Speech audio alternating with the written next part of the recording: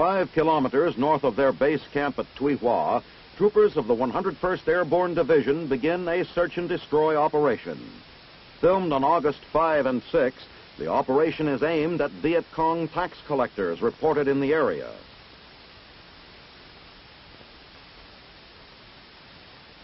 On the perimeter of the landing zone, the units are formed up for the sweep, and the advance begins.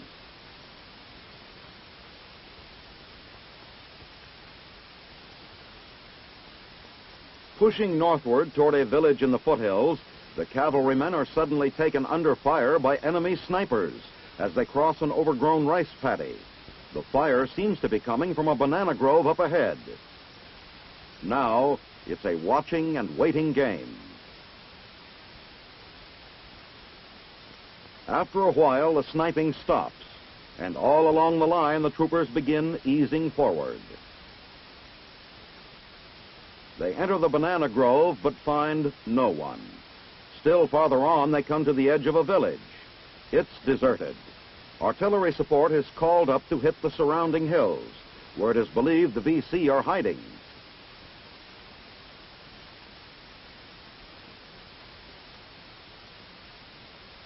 During the rest of the day and the following day, as the Sky Troopers continue sweeping forward through suspected enemy villages, Viet Cong suspects come down out of the hills and surrender.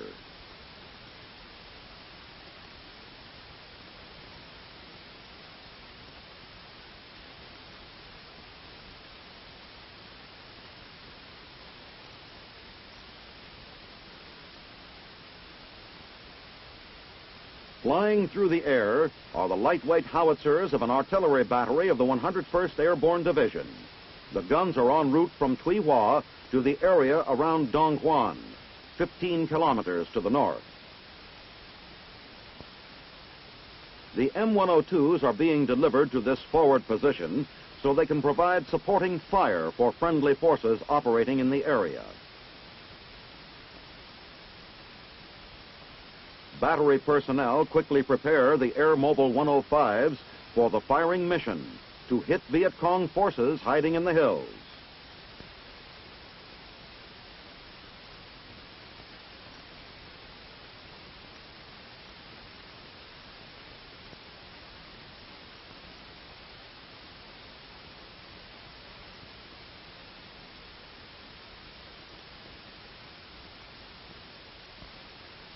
The firing rate is stepped up as observers report the VC are taking casualties and scattering. They further report that, as a result, many Viet Cong are surrendering to the waiting men of the 101st.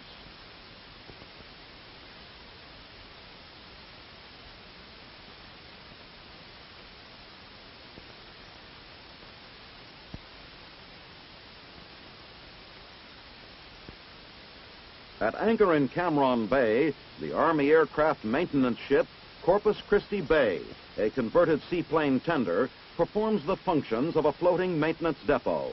It is equipped for a wide variety of aircraft overhaul operations. Replacement parts for on-the-spot repairs are taken aboard the ship to support maintenance for both rotary and fixed-wing aircraft. With few areas on the vessel large enough to accommodate extensive airframe repair, the Army flat top concentrates on overhaul of all types of aircraft components. Each man in the floating maintenance battalion has been trained in several aircraft maintenance specialties at the Army Aeronautical Depot Maintenance Center in Corpus Christi, Texas. The damaged or deteriorated components are brought from the combat zone directly to the maintenance ship for repair. This avoids the long, costly shipment back to depots in CONUS and ensures return of the items to combat in the shortest possible time.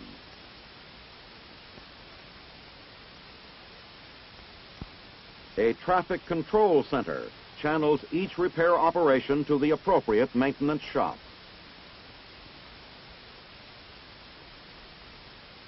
There are 32 separate aircraft maintenance shops aboard the Corpus Christi Bay, with capability for all types of disassembly, repair, and rebuild.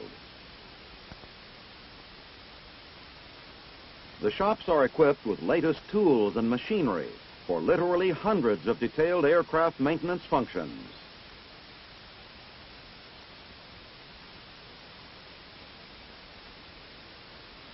Extensive laboratory support is available for maintenance of electronic components.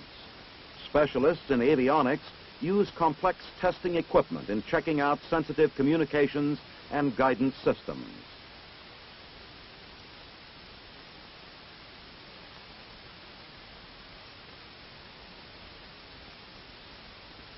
On deck, a repaired component is loaded for quick return to the user unit.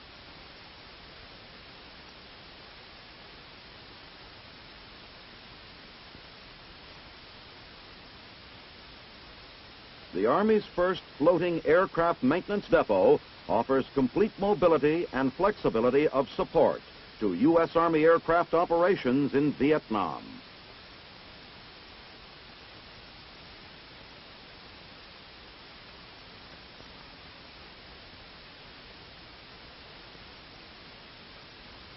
On 6 August, Army Chief of Staff General Harold K. Johnson, accompanied by Sergeant Major of the Army William Wooldridge, arrives at Brigade Headquarters, 101st Airborne Division.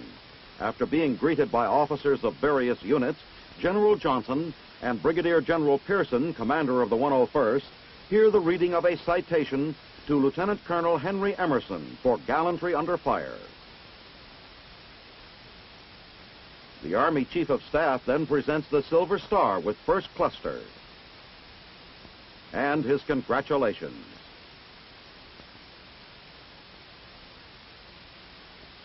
Afterwards, General Johnson meets the Sergeant Majors of the 101st and supporting units. Then, he returns to his plane to continue his tour of Vietnam.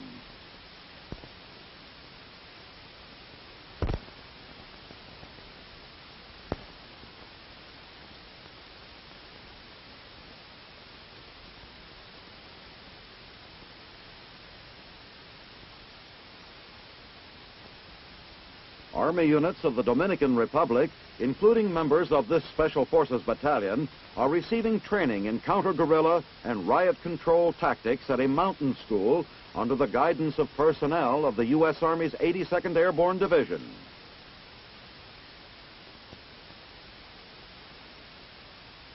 To accustom the Dominican troops to moving rapidly across country, they are taught basic mountain climbing techniques. Here, they rappel down the face of a cliff. After receiving instruction in special methods of rigging, they gain experience in actual descents.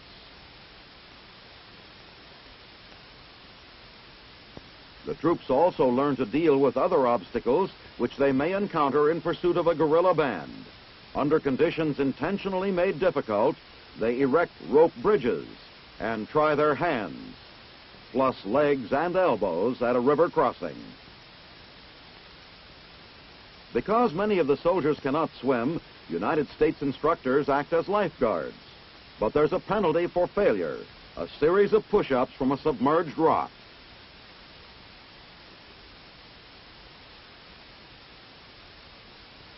The Dominican troops learn another method of effecting a river crossing with their equipment, this time by preparing rafts from their ponchos.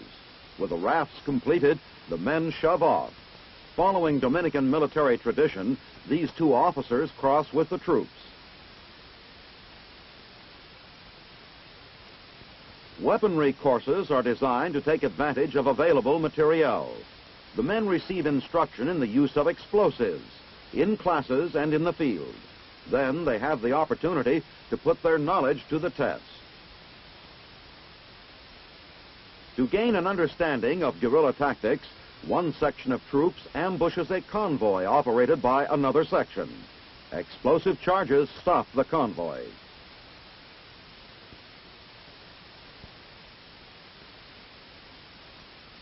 Then the attackers search convoy personnel, capture weapons, and retreat. The troops also are taught riot control formations and movements to enable them to deal with insurrection.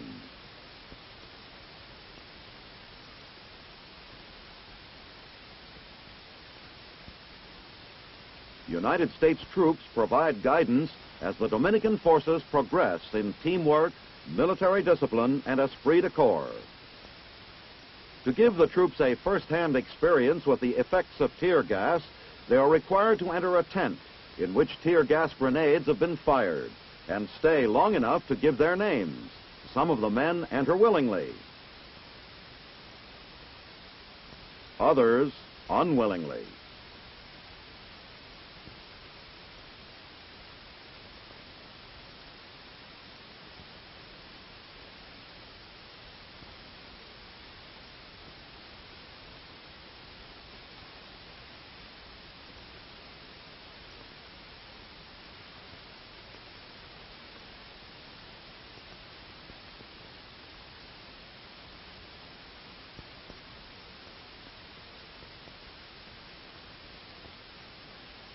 When the 7th Special Forces Group arrived in Constanza about a year ago, they found the city without public medical facilities. At that time, Detachment Commander Captain Nestor Pino investigated the situation and learned that the only hospital had been closed down by the government in 1963. The abandoned building had since become the home of 17 families who had taken refuge there after migrating to Constanza in search of employment.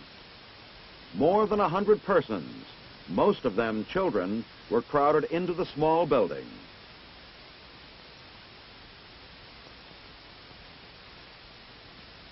To alleviate the situation, Captain Pino called together the Constanza Citizens Council. Under his leadership, a drive was begun to raise money for equipping a new hospital and to provide new housing for the migrant families. A building site was selected, and volunteers began work on the foundations for 17 new homes. Most of the building supplies were flown in because roads in the area were nearly impassable.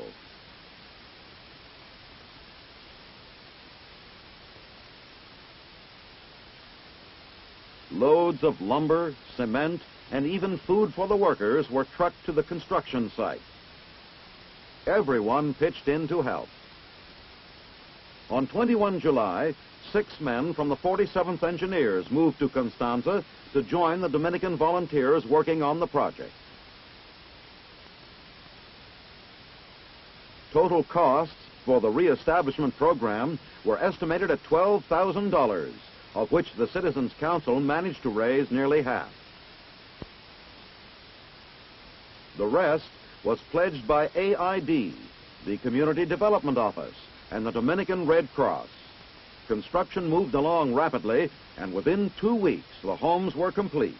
Each includes a combination living room, dining room, 2 bedrooms, a kitchen, and a bathroom. Everything is ready on dedication day, the 8th of August. People from all parts of the district arrive for the ceremonies.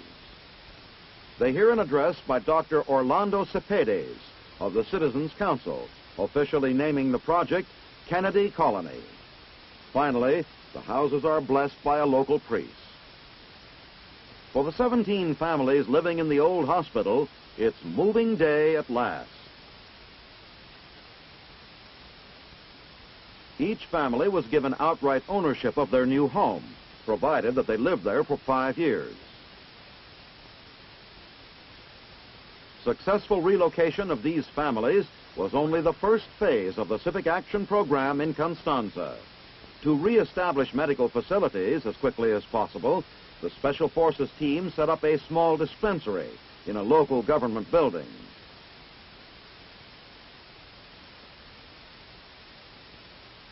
Although staffed at first by Special Forces personnel, a local doctor soon agreed to lend his services. Here, he treats a small boy with severe burns on both feet. Dental as well as medical aid was offered, and as the lines of patients grew, a local girl was trained as a nursing assistant.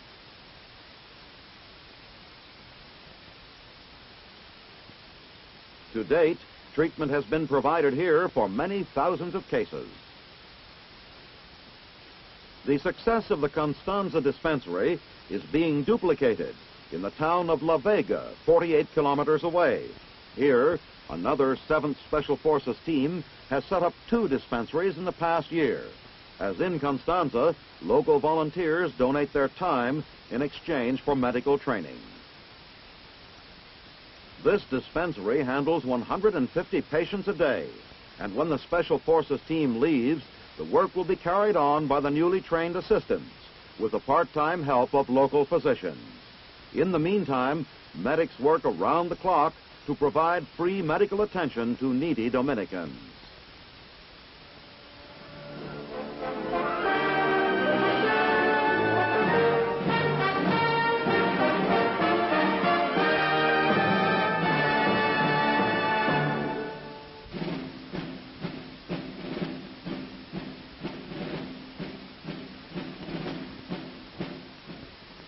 Pushing northward toward a village in the foothills, the cavalrymen are suddenly taken under fire by enemy snipers as they cross an overgrown rice paddy. The fire seems to be coming from a banana grove up ahead. Now, it's a watching and waiting game.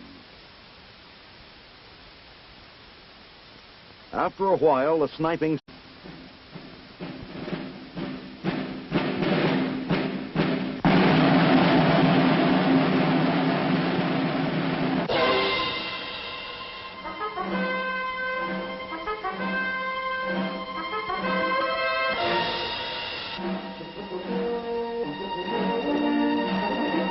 stops, and all along the line the troopers begin easing forward.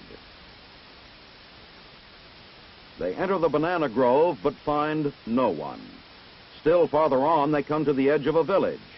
It's deserted. Artillery support is called up to hit the surrounding hills, where it is believed the VC are hiding.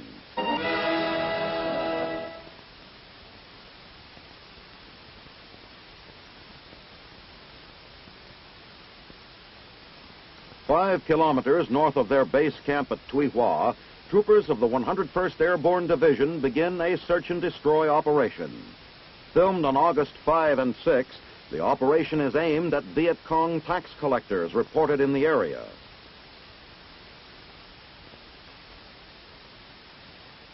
On the perimeter of the landing zone, the units are formed up for the sweep, and the advance begins.